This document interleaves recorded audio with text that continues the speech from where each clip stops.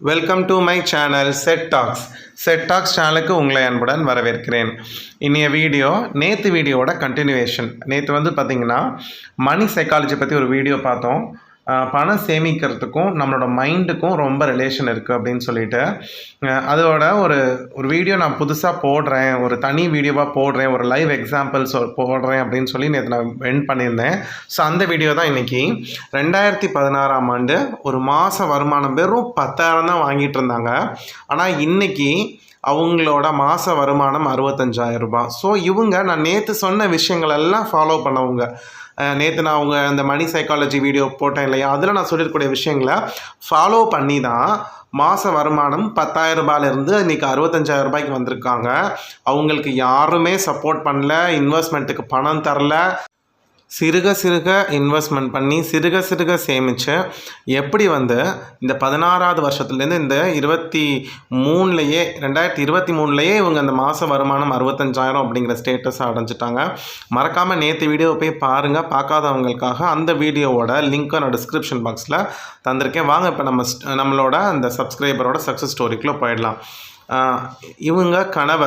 இந்த கணவர் வந்து பார்த்திங்கன்னா தனியார் துறையில் வேலை பார்க்குறாரு. என்ன வேலை அப்படின்னா தனியார் பேருந்து நடத்துனர், அதாவது ப்ரைவேட் பஸ் இருக்கும் இல்லையா, அந்த ப்ரைவேட் பஸ்ஸில் கண்டக்டராக ஒர்க் பண்ணுறாரு. ஸோ இவரோட மாத வருமானம் இது எல்லாமே நான் 2016 சொல்கிறேன். 2016 மாத வருமானம் 11,250 ரூபா. 11,250 ரூபா அப்படின்னா அவங்களுக்கு பிஎஃப் 1,250 ரூபா பிடிச்சிருவாங்களாம். வீட்டுக்கு எடுத்துகிட்டு வர்றது 10,000 ரூபா. நம்ம நினப்போம் இந்த மாதிரி தனியார் பேருந்தில் வந்து கண்டக்டராக இருக்கிறவங்களுக்கு, டிரைவராக இருக்கிறவங்களுக்கு வந்து படிக்காசு நிறையா கிடைக்கும்.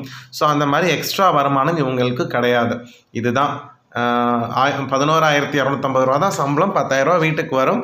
1,250 ரூபா வந்து பிஎஃப்காக பிடிச்சிருவாங்க. ஸோ இந்த வேலையில் அவர் கிட்டத்தட்ட 2023 வரைக்குமே இருந்திருக்காரு. அதுக்கப்புறம் தான் இவங்க வந்து முழு நேரமாக இப்போ பார்த்துட்ருக்கக்கூடிய பிஸ்னஸ்க்கு வந்திருக்காங்க. எப்படி இந்த கட்டத்துக்கு உயர்ந்தாங்க? இப்போ நம்ம சொல்கிறோம் 2016லேயே வந்து பார்த்திங்கன்னா 10,000 ரூபாய் அப்படிங்கிறது ரொம்ப கம்மியான சம்பளம் தான். அப்போல்லாம் வந்து பார்த்திங்கன்னா எனக்கு தெரிஞ்சு 50,000 இருந்தாலே பத்தலைன்னு தான் சொல்லுவாங்க. ஆனால் நம்ம நினச்சா முடியும். வாங்க இவங்க எப்படி ஸ்டெப் பை ஸ்டெப்பாக முன்னேறினாங்க அப்படிங்கிறத பார்க்கலாம். இவங்க வீட்டில் கணவர், மனைவி, 2 பிள்ளைகள். அவங்களோட மனைவி வந்து ஹவுஸ் ஒய்ஃப் தான், வேலைக்கு போக முடியலை.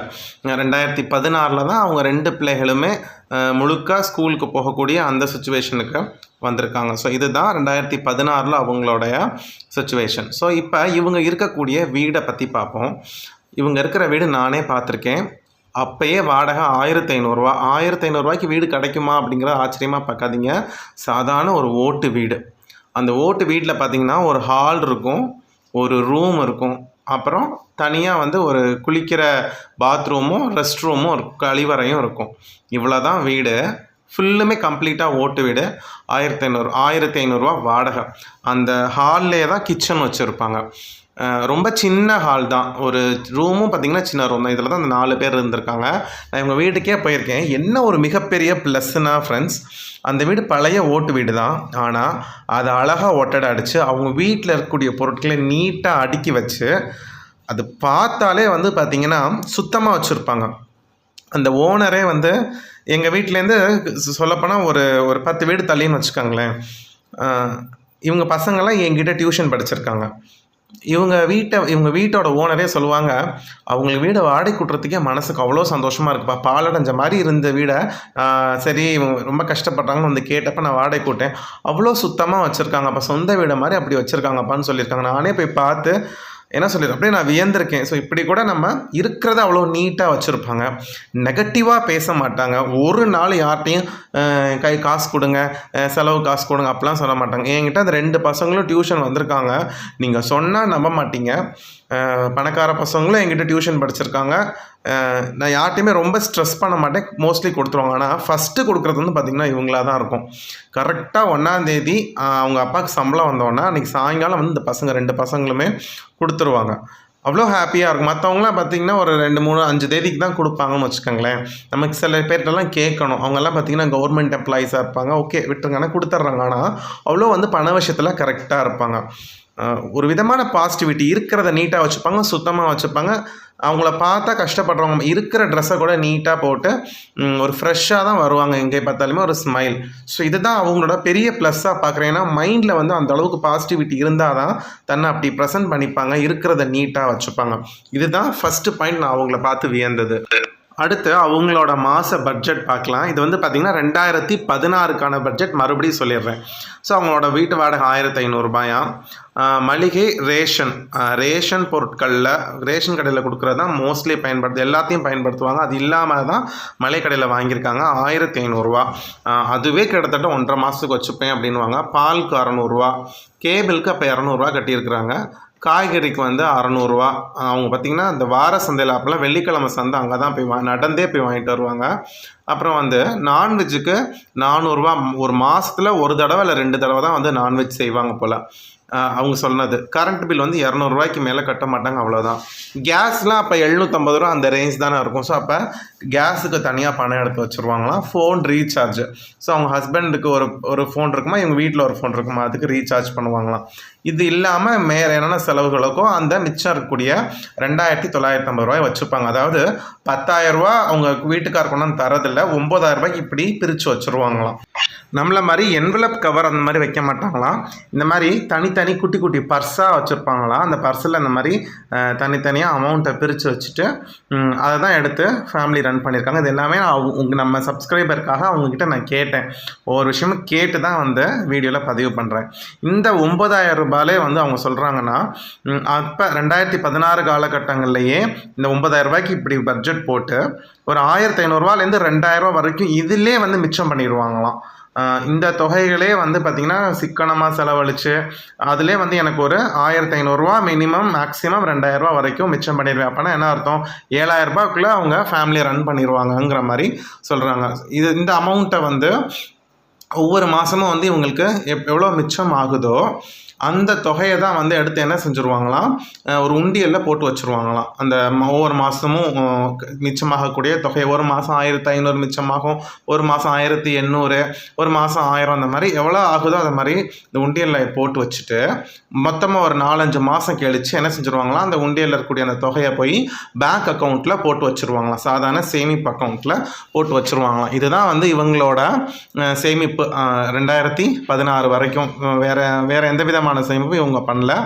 இந்த சேமிப்பு அக்கௌண்ட்டில் இருக்கக்கூடிய அந்த அமௌண்ட்டு தான். இந்த அமௌண்ட்டை தொடவே மாட்டாங்க, இன்ன வரைக்குமே வந்து அவங்க தொடலையா. அந்த அக்கௌண்ட்டில் வந்து போடக்கூடிய பணம் அப்படியே வந்து இருக்குமா. ஏன் அதை தொட மாட்டிங்கன்னா, ஏன்னா எங்களுக்கு வேறு எந்த ஒரு கையிருப்புமே இல்லை. இந்த 9,000 வந்து 9,000க்குள்ளே நாங்கள் செலவு முடிக்கணும். அது போக மிச்சம் இருக்கக்கூடிய இந்த 1,000 என்ன பண்ணுறாங்கங்கிறத இப்போ நான் அடுத்து சொல்கிறேன். வேறு எந்த விதமான சேமிப்பு உங்கள்கிட்ட இல்லைங்கிறதுனால அந்த சேமிப்பு தொகையை தொடாமல் ரொம்ப ஸ்ட்ரிக்டாக ஃபாலோ பண்ணுவாங்களாம். அந்த எவ்வளோ மிச்சமாகுதோ 4 மாதத்துக்கு ஒருக்க போய் அந்த அக்கௌண்ட்டில் போட்டுட்டு வந்துடுறாங்க. ஸோ இப்போ 9,000 வந்து எப்படி பட்ஜெட் போட்டு என்ன செய்வாங்கங்கிறத சொல்லியாச்சு. இப்போ மிச்சம் அவங்க கையில் இருக்கக்கூடிய அமௌண்ட் எவ்வளவு, 1,000 ரூபாய். இதையுமே வந்து இவங்க இந்த 1,000 ரூபாயை வச்சு தான் வந்து என்ன பண்ணலாம், நம்மளோட வருமானத்தை பெருக்கிறதுக்கு இந்த 1,000 ரூபாய் தான் இருக்குது அப்படின்னு சொல்லி ஒரு முடிவுக்கு வந்திருக்காங்க. ஸோ அவங்க நம்ம நேற்று வீடியோவில் சொன்ன மாதிரி என்னோடய வருமானம் 9,000 தான் நினச்சிக்கிட்டு 9,000க்குள்ளே எல்லா செலவையும் முடிச்சுட்டு மிச்சம் 1,000 ரூபாயை கையில் வச்சுருக்காங்க. இந்த 1,000 ரூபாயை வச்சு நம்ம என்ன செய்யலாம் அப்படிங்கன்னா, இது வேறு சோர்ஸ் அவங்கக்கிட்ட இல்லை. ஏற்கனவே இருக்கக்கூடிய அந்த சிறுக சேமித்த சேமிப்பை அவங்க எடுக்கிறதுக்கு விருப்பம் கிடையாது. வேறு ஏதோ அது ஒரு எமர்ஜென்சிக்கு தான். ஸோ இந்த 1,000 ரூபாயை வச்சு ஏதாவது பண்ணணும்னு யோசிச்சிருக்காங்க. எப்போலேருந்து, ஜனவரி 2016 தான் இந்த ஸ்டெப்பை இவங்க ஃபாலோ பண்ணியிருக்காங்க. பட்ஜெட்டுக்கு 9,000 போக மிச்சம் சேவிங்ஸ் 1,000 நம்ம கையில் இருக்குது. இந்த சேவிங்ஸ் 1,000 ரூபாயை வந்து நம்ம ஏதாவது ஒரு வகையில் நம்ம முதலீடு செஞ்சு அடுத்த கட்டத்துக்கு போகணும். இவங்களுக்கு சப்போர்ட்டுக்கு யாரும் கிடையாது. ஒருத்தர் வந்து இந்த பிஸ்னஸ் பண்ணணும்னு சொல்லி கொடுக்கறதுக்கு யாரும் கிடையாது. இவங்க 4 பேர் தான். வேறு எந்த விதமான சொத்துக்களோ எதுவுமே கிடையாது. அவங்க அந்த மனைவி கிட்டே இருக்கக்கூடிய நகைகள் தான், அது அப்படியே பத்திரமா இருக்குது. அவங்க தாய் வீட்டார் போட்ட நகை அது அப்படியே இருக்குது. அதையுமே அவங்க ஒன்றும் செய்யலை. இந்த 1,000 ரூபாயை ஃபஸ்ட்டு ஜனவரி மாதம் என்ன பண்ணியிருக்காங்க, ஜனவரி மாதம் 9,000 பட்ஜெட் போட்டுட்டு இந்த 1,000 ரூபாய் எடுத்து வச்சாங்க இல்லையா. அந்த 1,000 ரூபாயை என்ன செஞ்சாங்கன்னா ஃபஸ்ட்டு நாள் போய் 1,000 ரூபாய்க்கு முறுக்கு செய்கிறதுக்கு என்னென்ன பொருள் தேவைப்படுமோ அதெல்லாம் வாங்கிட்டு வந்து ரூ. 1000 இன்வெஸ்ட் பண்ணியிருக்காங்க. அந்த ரூ. 1000 முறுக்கு செய்ய என்னென்ன எண்ணெய், மாவு, அதுக்கு தனியாக ஒரு ஸ்டவ் முதற்கொண்டு எல்லாமே வாங்கி எல்லாமே ரெடி பண்ணி எவ்வளோ முறுக்கு போட முடியுமோ முறுக்கை போட்டிருக்காங்க. அதை வந்து பேக்கெட் பண்ணியிருக்கிறாங்க நீட்டாக. அதாவது காலையிலே ஃபஸ்ட் நாள் காலையில் என்ன செஞ்சுருக்குறாங்க, முறுக்கெல்லாம் போட்டு மதியத்துக்குள்ளே பேக்கெட்லாம் போட்டிருக்காங்க. ரூ. 1000 பொருளுக்கு எவ்வளோ முறுக்கு வருதோ அத்தனை முறுக்கை ஈக்குவலாக பேக்கெட் போட்டிருக்காங்க. எவ்வளோ பேக்கெட் வந்துச்சோ அதை வந்து தெரிஞ்சவங்க கிட்ட, அதாவது அடுத்த வீதி அதுக்கு அடுத்த வீதி தெரிஞ்சவங்கள்ட்ட போய் விற்றுருக்காங்க. ஸோ ரூ. 1000 அவங்க இன்வெஸ்ட் பண்ணி முறுக்கு பேக்கெட் போட்டு விற்றது அவங்களுக்கு எவ்வளோ ரிட்டர்ன் கிடச்சிருக்குன்னா ரூ. 1500. அப்போனா என்ன அர்த்தம், ரூ. 1000 அவங்க அசல் போட்டிருக்காங்க, அதில் அவங்களுக்கு லாபம் வந்து ரூ. 500 கிடச்சிருக்கு. இவங்க என்ன பண்ணியிருக்காங்கன்னா அந்த ரூ. 500 கிடச்ச லாபத்தை அப்படியே தனியாக ஒரு உண்டியலில் போட்டுட்டு எகெயின் அந்த ரூ. 1000 இருக்கு இல்லையா, அந்த ரூ. 1000 அடுத்த நாள் வேறு ஒரு ஸ்நாக்ஸ் ரிப்பன் பக்கோடாக்கு தேவைப்படக்கூடிய பொருட்களை வாங்கி ரிப்பன் பக்கோடா போட்டு அடுத்த நாள் காலையில் ரிப்பன் பக்கோடா போட்டு அதை பேக்கெட் போட்டு அதே மாதிரி அடுத்தடுத்த வீதிகளில் கொண்டு போய் விற்க ஆரம்பிச்சிருக்காங்க. ஸோ ரூ. 1000 போடுறப்ப ரொம்ப பல்காலாம் இருக்காது, ஒரு டெய்லி வாங்கி சாப்பிட்ற அளவுக்கு ஒரு சின்ன பேக்கெட்டாக போட்டிருக்காங்க. அதான் என்கிட்ட சொன்னாங்க, நான் மொத்தமாக போடலை, சின்ன சின்ன பேக்கெட்டுகளாக போட்டேன், அப்போ தான் டெய்லி வாங்குவாங்கன்னு சொல்லி. அப்போ இவங்க போட்டிருந்த ஸ்நாக்ஸோட டேஸ்ட் நல்லா இருக்கவும் ரெகுலராக வாங்க ஆரம்பிச்சிருக்காங்க. இவங்க ஃபோன் நம்பரும் கொடுத்துருக்காங்க, அந்த மாதிரி நான் டெய்லி வருவேன், எனக்கு என்னென்ன ஸ்நாக்ஸ் ஒரு நாள் ஒரு ஸ்நாக்ஸ் போடுறேன், நீங்கள் வேணும்னா வாங்கிக்கிங்கன்னு சொல்லிட்டு இப்படியே ஒவ்வொரு நாளும் போட ஆரம்பிச்சிருக்காங்க. அப்போ ரூ. 500 அவங்களுக்கு வந்து கரெக்டான லாபம், மினிமம் லாபம் ரூ. 500 வந்திருக்கு. இப்போ இதே மாதிரி அடுத்த நாள் லாபத்தை உண்டியில் போட வேண்டியது எகைன் அந்த ரூ. 1000 எடுக்க வேண்டிய ரூ. 1000 பொருள் வாங்கி வேறு ஒரு ஸ்நாக்ஸ், ஒரு நாள் மிக்சரு, ஒரு நாள் சேவு, இந்த மாதிரி டிஃப்ரெண்ட்டாக. ஏன்னா அவங்களுக்கு ஸ்நாக்ஸ் போடுறது வந்து தெரியும். இப்படியே வந்து செய்ய ஆரம்பிச்சிருக்காங்க. அப்படியே சின்ன சின்னதாக சிறிதாக அவங்களோட அந்த தொழில் வந்து பெருக ஆரம்பிச்சிருக்கு. அப்போ அந்த உண்டியில் ஒரு பல்கான அமௌண்ட் சேர்ந்த உடனே ரூ. 1000 போட வேண்டிய இடத்துல, ஏன்னா இப்போ உங்களுக்கு வந்து ஒரு மாதத்துக்கு தான் ரூ. 1000 எடுத்து வச்சு இப்போ ஒவ்வொரு நாளும் அவங்களுக்கு ரூ. 500 கிடைக்குது இல்லையா, அந்த ஒரு மாதத்தோட முடிவில் பல்காக சேர்ந்துருக்கும். கிட்டத்தட்ட ஒரு நாளைக்கு ரூ. 500 பார்த்துக்கோங்க, ரூ. 15,000 கிட்ட அவங்களுக்கு லாபமே கிடச்சிருக்கும். எகெயின் அந்த ரூ. 15,000 மொத்தமாக பல்காக இன்னொரு அமௌண்ட் எடுத்து இன்னும் அதிகப்படுத்தியிருக்காங்க, இன்வெஸ்ட்மெண்ட் அதிகப்படுத்தியிருக்காங்க. இப்படி சிறிதாக அவங்களோட தொழில் வந்து பெருக ஆரம்பிச்சிருக்கு. முக்கியமாக இவங்க என்ன சொல்கிறாங்கன்னா, கொரோனா காலகட்டங்கள் எல்லாம் வீட்டில் அடங்கி இருந்தப்ப எல்லாமே வீட்டில் தான் இருந்தோம்.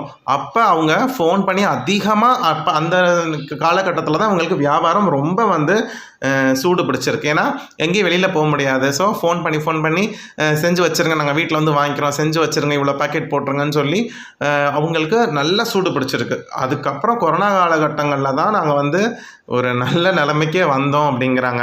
2023 வந்து பார்த்திங்கன்னா இப்போ தனியாக ஒரு வீடு எடுத்து மொத்தமாக பலகாரம் அத்தனை பேர், கிட்டத்தட்ட அவங்க கீழே ஒரு 20-25 பேர் வேலை பார்க்குறாங்க. மொத்தமாக பலகாரம் டிஃப்ரெண்ட்டான பலகாரங்கள் போட்டு நிறைய கடைகளுக்கு வந்து 1 கிலோ பேக்கெட் 2 கிலோ பேக்கெட்னு சொல்லி போட்டு விற்கிறாங்களாம்.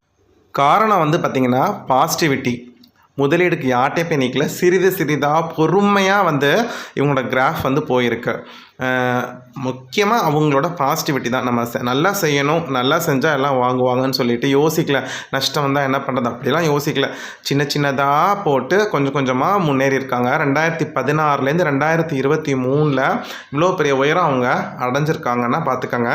மாத வருமானம் அவங்களுக்கு இன்றைக்கி 65,000 அந்த அவங்க கீழே ஒர்க் பண்ணக்கூடிய 20 ஊழியர்களுக்கும் சம்பளமும் கொடுத்து அடுத்த நாளைக்கு அந்த பலகாரத்துக்குரிய அந்த அசலும் போக அவங்களுக்கு மாத வருமானமாக லாபமாக அவங்களுக்கு வர்றது 65,000 இப்போ கரண்ட் ஸ்டேட்டஸ் வந்து சொல்கிறாங்க.